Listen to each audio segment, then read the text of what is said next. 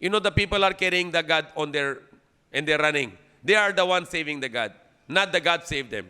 They save the God. Some people like the Buddhists, they call Buddha to help. Or the Indian, the Hindu, they call Ram to help. Ram is a human being. Not only Ram, the Hindu, they call also monkey to help. How the monkey will help you? Not just a real monkey, only the statue of the monkey, ribolto ng unggoy, na hingi nila na tulong. Like for example, the Christians, they go to the idol and they are asking help for that idol. Okay, in South America, one person, he entered to the temple, and in the middle of the temple there is a statue, and he bowed down, he kneeled down, and is praying help from that idol statue.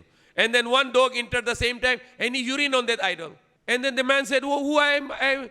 This dog is urine on this, my God. What kind of God is this? I don't believe this God." You know, in the Philippines, everywhere there is grotto, the idols. And you can see, morning, the dogs are urinating on those idols. Ihi na mga sa ribolto yung mga aso. So how this can help you? For example, like in Pampanga, when there is a lahar, you know, the people are carrying the God on and they're running. They are the ones saving the God, not the God saved them.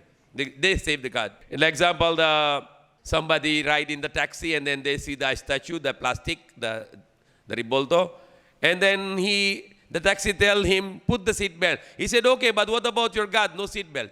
And he said, no, this God, I put glue. So this God need the glue to be protected. He need the glue that he will not fall down.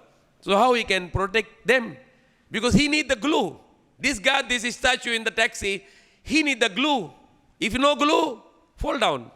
So you put the glue, okay, he will not fall down. Protected. How he can protect you?